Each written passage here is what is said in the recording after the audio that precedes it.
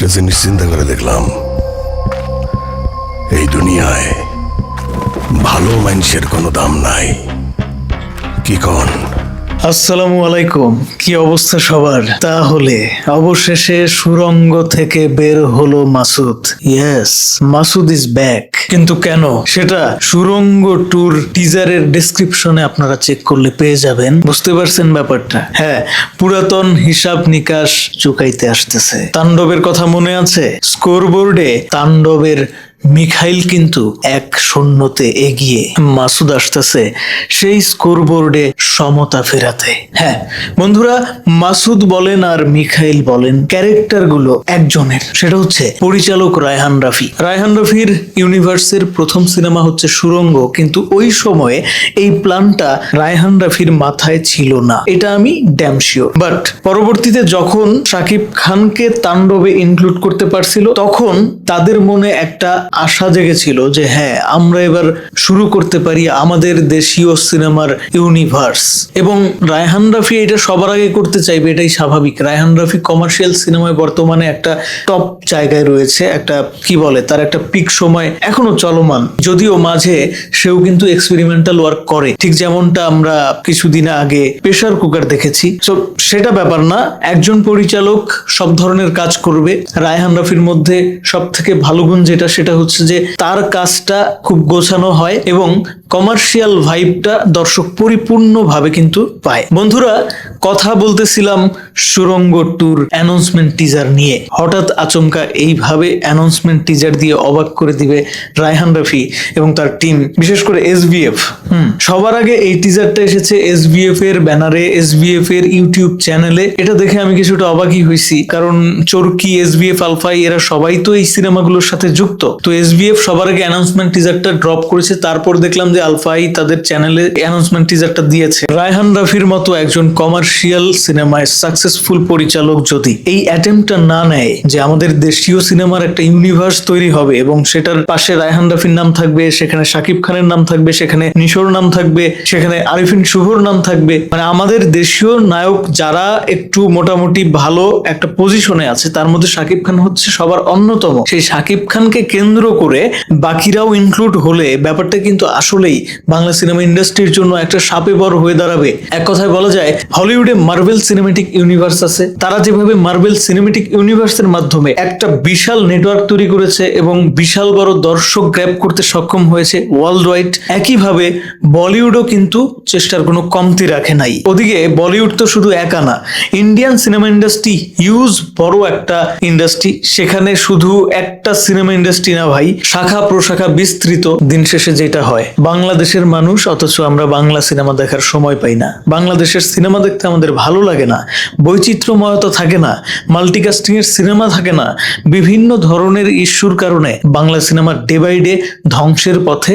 দর্শক হারাচ্ছে তো হারাচ্ছেই, সিনেমা হল নাই হয়ে যাচ্ছে। অবশেষে এই যে একটা অ্যাটেম্পট রায়হান রাফির মতো একজন পরিচালক নিয়েছে, এই যে আলফাই, চরকি, এসবিএফ এরা মিলে শাকিব খান, আফরান নিশো, সিয়াম এদেরকে একত্রিত করে একটা ইউনিভার্স করতে চেষ্টা করেছে, এই চেষ্টাকে আমি সাধুবাদ জানাই। এবার প্রশ্ন আসতে পারে অনেকের মাথায় যে শাকিব খান কতটা সন্তুষ্ট, বা আফরান নিশোর সাথে শাকিব খানের ওই গ্যাঞ্জামটার কি হইল, বা আসলেই এইটা করা কি উচিত হচ্ছে কিনা।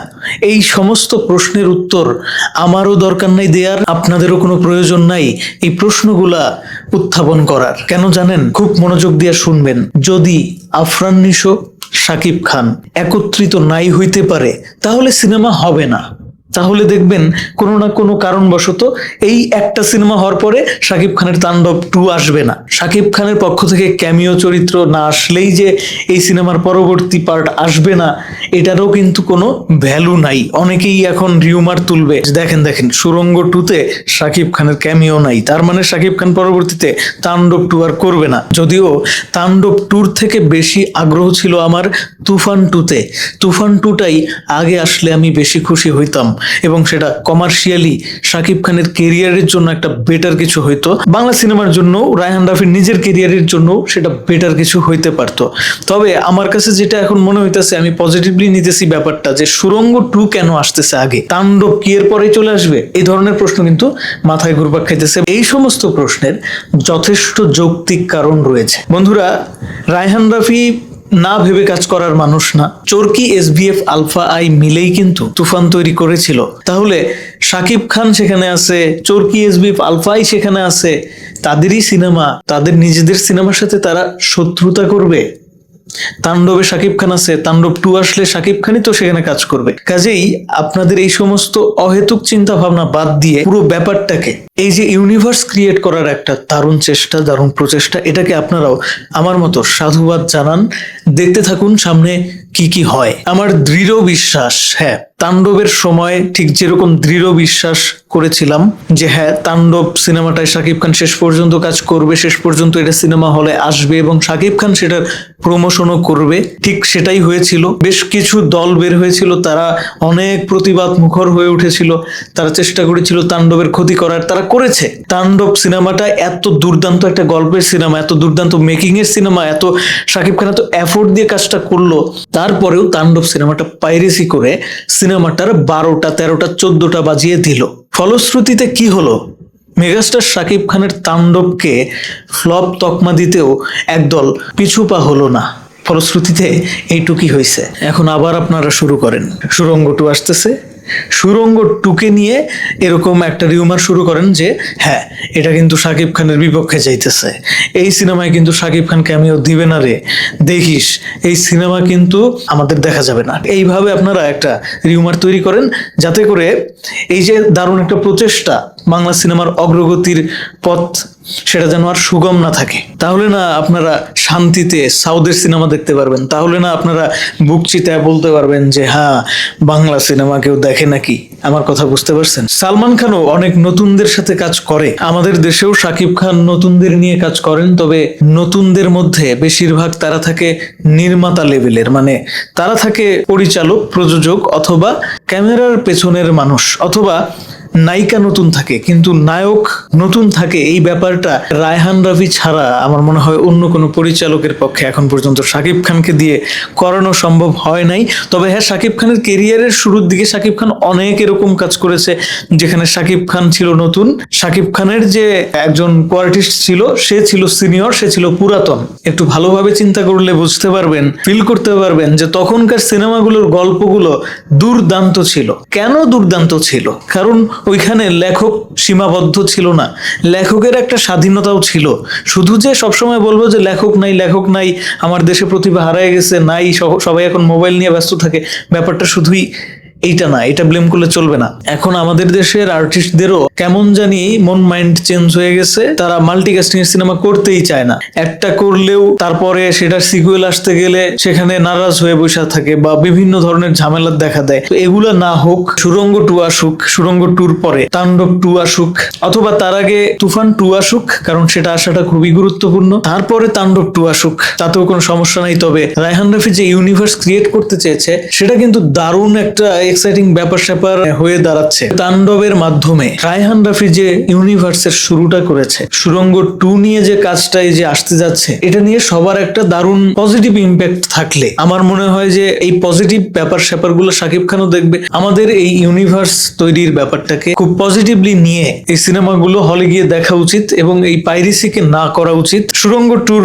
অ্যানাউন্সমেন্ট টিজার আসলে কেমন লাগলো খুব শর্টকাটে বলতে চাই। সুড়ঙ্গ 2 আসবে, সেটা আমি বেশ কয়েকদিন আগে থেকেই একটু একটু ইঙ্গিত পাচ্ছি। তো আমি খুব করে আশা করেছিলাম যে নতুন কিছু দেখবো। এই সিনেমার অ্যানাউন্সমেন্ট টিজারের নতুনত্ব খুব একটা নাই, খুব একটা বলতে একদমই নাই। আমি আশা করেছিলাম নতুন কোনো একটা সিন দেখতে পারবো, সেই আশায় ঘুরে বালি। সুড়ঙ্গর যে প্রথম পার্ট ছিল সেই প্রথম পার্টের কিছু অংশ এবং তাণ্ডবে যে কিছু বাড়তি সময়ে দেখা গিয়েছিল আফরান নিশোর এই সুড়ঙ্গ 2-র মাসুদ ক্যারেক্টারটাকে, সেখান থেকে কিছু অংশ কেটে তারা একটা অ্যানাউন্সমেন্ট টিজার লঞ্চ করেছে। তো আমি এটাকে পজিটিভলি নিচ্ছি, তবে এইটুকু সমালোচনা আমার করতেই হচ্ছে যে আরেকটু ইউনিক ভাবে ব্যাপারটাকে প্রেজেন্ট করা যেত। হ্যাঁ, সুড়ঙ্গর প্রথম পার্ট থেকে একটু অংশ শুরুতে দেখানো হয়েছে, এটা খুব ইতিবাচক বিষয়। তবে নিশোকে দিয়ে আলাদা করে এই সিনেমার জন্য একটা অন ক্যামেরা ফুটেজ আমরা আমি আশা করেছিলাম। এইভাবে যে এই কাটিং ফাটিং দিয়ে ফিটিং দিবেন, এটা আমি আশা করিনি। একটু অংশ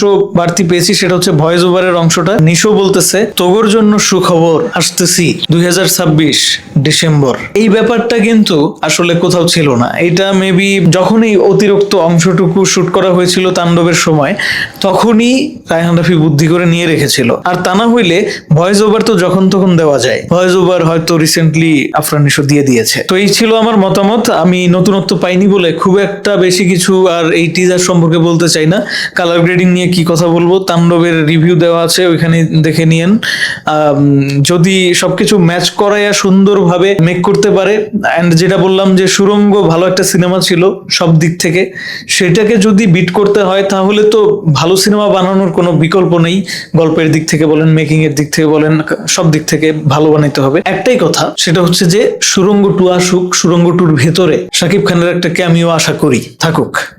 থাকলে বাংলা সিনেমা এগিয়ে যাবে। আর কতকাল এই দ্বন্দ্ব নিয়ে আমরা সামনে এগিয়ে যাব? কিভাবে সম্ভব সেটা? দ্বন্দ্ব নিয়ে কখনো ভালো কিছু হতে পারে না। দেশের অবস্থা এমনিতেই নাজেহাল, 2 দিন পর পর এইটা ওইটা অনেক ইস্যু ভাই। তার মধ্যে যদি সিনেমা দেখতে গিয়েও আমরা ওই ইস্যু খুঁজে বেড়াই বা একজনের ফ্যান বেজ আরেকজনের ফ্যান বেজ কামড়াকামড়ি করি, এটা কিন্তু খুবই খারাপ দেখায়। এই ধরনের কামড়াকামড়ি আসলে কাম্য না। এগুলো এখন বাদ দেন। আমাদেরকে ওয়ার্ল্ড ওয়াইড চিন্তা করতে হবে। আমাদেরকে ভাবতে হবে যে আমাদের পাশের দেশের ইন্ডাস্ট্রি কিভাবে এগিয়ে যাচ্ছে, তারা কিভাবে ইউনিভার্স ক্রিয়েট করে দর্শককে গ্র্যাব করছে। শুধুমাত্র তাদের দেশের, তাদের গন্ডির ভেতরের দর্শক না, তারা কিন্তু আমাদেরকে গ্র্যাব করে ফেলছে। দেখেন না, আজকে প্রশান্ত নীলের কেজিএফ আসলে আমরা সালারের কথা বলি যে সালারের সাথে ওইটার কোনো কানেকশন আছে কিনা। এস রাজামৌলির একটা সিনেমা আসলে পরে তার আগের সিনেমা নিয়ে কথা হয়, তার পরের সিনেমা কোনটা আসবে সেটা নিয়েও বাস ক্রিয়েট হয়। কেন হয়? আজকে অ্যাভেঞ্জার্স নিয়ে কথা বলতে গেলে অ্যাভেঞ্জার্স এর ভবিষ্যৎ কি সেটা নিয়ে আলোচনা হয়।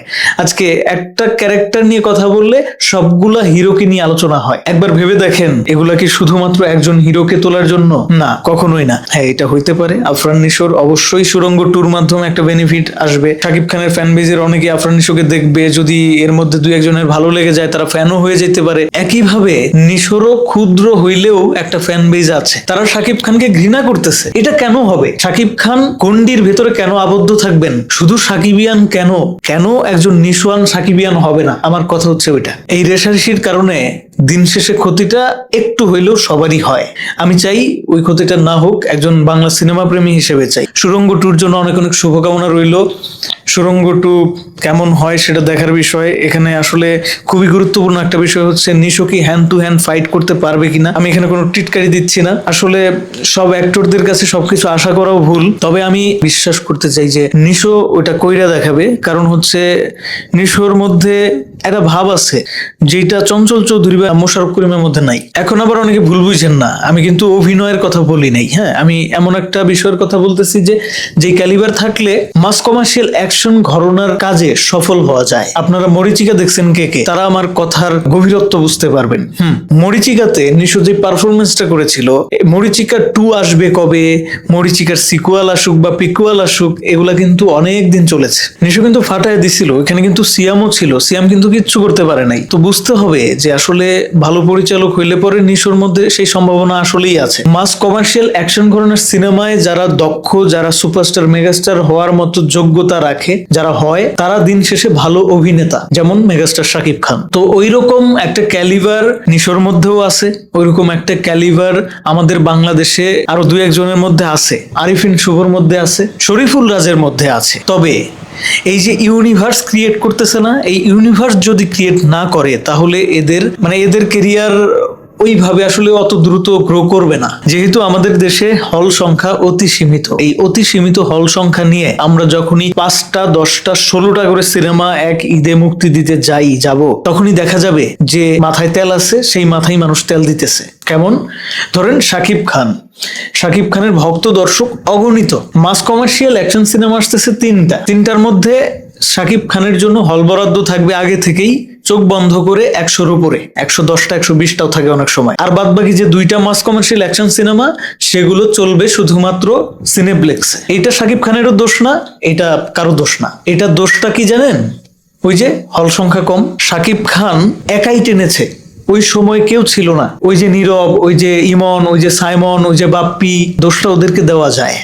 কারণ ওরা পারে নাই। যেটা এই সময়ে এসে নিশো পারতেছে, যেটা এই সময়ে এসে শুভ পারতেছে, যেটা এই সময়ে এসে শরীফুল রাজও কিছুটা পারতেছে। আর কেন পারতেছে সেটার উত্তরটাও খুব সহজ। ওই সময় আসলে রায়হান রাফির মতো পরিচালকরা ওইভাবে এক্সিস্ট করতো না। মানদত্তা আমলের পরিচালকরাই ট্রাই করে যাচ্ছিল ওই বাপ্পি রেনিয়া, ওই সাইমন রেনিয়া, এই কারণে তারা ফেল করতেছিল। আবার ওদিক থেকে সাইমন বাপ্পি এদের মধ্যে অভিনয় প্রতিভাটাও অত ছিল না আমার কাছে যেটা মনে হয়, আমার কাছে যেটা ব্যক্তিগত একজন দর্শক হিসেবে মনে হয়। তবে এখন ব্যাটে বলে মিলছে। হ্যাঁ, পরিচালক হিসেবে তরুণ পরিচালকরাও যেরকম ভালো করতেছে, এদিকে আবার নিশোর মতো একজন অ্যাক্টর সিনেমায় আসছে, এদিকে আবার আপনার ABM সুমন আছে, শরীফুল রাজের মতো একজন অ্যাক্টর আছে। আমার কাছে যেটা মনে হয় যে এরা সবাই কিন্তু মাস কমার্শিয়াল অ্যাকশন ঘরানার সিনেমার জন্য যথেষ্ট সম্ভাবনাময়। শুধুমাত্র ভালো সিনেমা দরকার। বেশি সংখ্যক হলে এদের সিনেমাগুলো সুযোগের একটা অপেক্ষায় রয়েছে।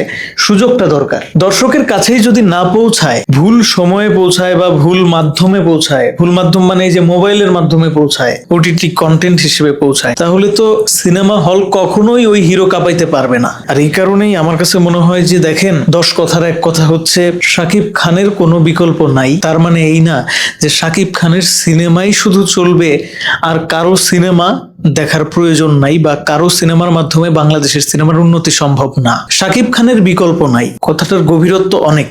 একটা সময় মান্না ছিলেন, মান্নার পাশাপাশি শাকিব খান অভিনয় করেছেন, তখন শাকিব খান নতুন ছিলেন। একটা সময় রিয়াজ ছিল টপ হিরোদের মধ্যে একজন, তখন শাকিব খান অভিনয় করেছেন রিয়াজের পাশাপাশি, তখন শাকিব খান নতুন ছিলেন। আস্তে আস্তে এই যে অভিজ্ঞতার ঝুলি শাকিব খানের ভারী হচ্ছিল, এর মাধ্যমে কিন্তু শাকিব খান বিশাল একটা দর্শক মনে জায়গা করে নিয়েছে তার অভিনয় প্রতিভা গুণে। কিন্তু সেই স্কোপটা বর্তমানে কোথায়? আপনারা একটু ভালোভাবে তাকিয়ে দেখলে দেখবেন যে এখন প্রত্যেকটা হিরো এসে সলো মুভি করতেছে, মাল্টিকাস্টিং নাই। ইউনিভার্স তো দূরের কথা, ইউনিভার্সের ধারণা এটা আধুনিক একটা ধারণা, আগে কিন্তু ছিল না। তো আগে ছিল কি? মাল্টিকাস্টিং এর মুভি। সেটাই হইতো, সেটা ইন্ডিয়ার ইন্ডাস্ট্রিতে হইতো, সেটা হলিউডেও হইতো, সেটা আমাদের এখানে হলিউডে সবার আগে শুরু হয়েছে এই ইউনিভার্সের ধারণা। তারপরে বলিউড সেটাকে নিজেদের মধ্যে অ্যাডাপ্ট করছে। তাদের অন্যান্য ইন্ডাস্ট্রি আছে বলিউডের পাশাপাশি, তামিল, তেলেগু, কান্নাড়, মালায়ালাম, তারাও ওইটা অ্যাডাপ্ট করছে। আমরা পিছনে পড়ে রয়েছি। এইটা শুরু করতেছে রায়হান রাফির মতো একজন ডিরেক্টর, SBF আলফাই চরকির মতো, যারা কিনা এই মুহূর্তে দাঁড়িয়ে বাংলাদেশের সব থেকে বিশ্বাসযোগ্য এবং সব থেকে সুপরিচিত প্রডিউসার, পরিচালক হিসেবে নিজেদেরকে প্রতিষ্ঠিত করতে পেরেছে। প্রযোজনা প্রতিষ্ঠান হিসেবে বাংলাদেশে বর্তমানে একদম শীর্ষে রয়েছে। তো তারা যদি এই চেষ্টা না করে তাহলে আর কে করবে? এই রিস্ক আর কে নেবে? শাকিব খানের বিকল্প নাই কথাটার অর্থ দাঁড়ায় শাকিব খান একটা সিনেমায় কাজ করবে, সেই সিনেমাকে কেন্দ্র করে আরো 10টা সিনেমা হবে, ইউনিভার্স ক্রিয়েট হবে, গোটা বাংলার ফ্যান বেস একত্রিত হবে, প্রত্যেকটা হিরো তাদের যোগ্যতা অনুসারেই উপরের দিকে উঠবে, শুধুমাত্র মই হিসেবে কাজ করবে শাকিব খান। এটার প্রয়োজন আছে। শাকিব খান তার কেরিয়ারের একদম শেষ পর্যায়ে গিয়ে বুক ফুলিয়ে হেঁটে যাবে। গোটা বাংলাদেশের দর্শকের কাছে শাকিব খান একটা ইতিহাসের নাম হয়ে থাকবে, যে ইতিহাস প্রত্যেকটা হিরো, যারা নতুন প্রজন্মের হিরো, তাদেরকে বারবার মনে করিয়ে দিবে যে শাকিব খান ছিল বলে আজকের এই জায়গাটাতে তোমরা মাথা তুলে গর্বের সাথে কাজ করে যেতে পারতেছো। তোমাদেরকে প্রক্সিটা কে দিয়েছিল? তোমাদেরকে ব্যাকআপটা কে দিয়েছিল? একা এক শাকিব খান। এই কথাগুলো তখনই বলা সম্ভব হবে যখন এই ধরনের ইউনিভার্স ক্রিয়েট করা হবে, এই ধরনের সিনেমা সফল হবে, এই ধরনের সিনেমার মাধ্যমে একজন সিয়াম বলেন, একজন আফরান নিশো বলেন, একজন আরিফিন শুভকে ইনক্লুড করা হোক, নতুন হিরো যে মাসুদ রানার হিরোটা, ওকেও ইনক্লুড করা হোক, একটা সিনেমা ওকে দিয়েও করানো হোক, সমস্যা কি? এক্সপেরিমেন্টাল ওয়ার্ক হিসেবে হলেও করানো হোক, বাংলা সিনেমা এগিয়ে যাবে। আশা করি আমার ভাষ্য আপনাদের কাছে ক্লিয়ার হয়েছে। শুধুমাত্র সুড়ঙ্গ ট্যুর এই অ্যানাউন্সমেন্ট নিয়ে কথা বলে খতম করে দেব, শেষ করে দেব, আমি আসলে ওই ধরনের রিভিউয়ার না। আমি আসলে একটু পরপরই একটা করে 3 মিনিটের 5 মিনিটের ভিডিও দেব, ওই ধরনের মন মানসিকতাও এখন ভেতরে কাজ করে না। অনেকদিন পরপর ভিডিও দেই, অনেক লম্বা হয়, যার ইচ্ছা দেখবেন, যার ইচ্ছা দেখবেন না। আমি ভিডিও বানাই প্যাশনের জায়গা থেকে। সিনেমা ইন্ডাস্ট্রির ভালো কিভাবে হবে সেটা নিয়ে আলোচনা করার চেষ্টা আমার থাকে, এই জন্য এত বকবক করা। ধন্যবাদ সবাইকে ভিডিওটি দেখার জন্য। কমেন্ট বক্স স্বাধীনতার জায়গায়, কমেন্টে আমার যাবতীয় আলোচনা সম্পর্কে আপনার মতামত জানাবেন।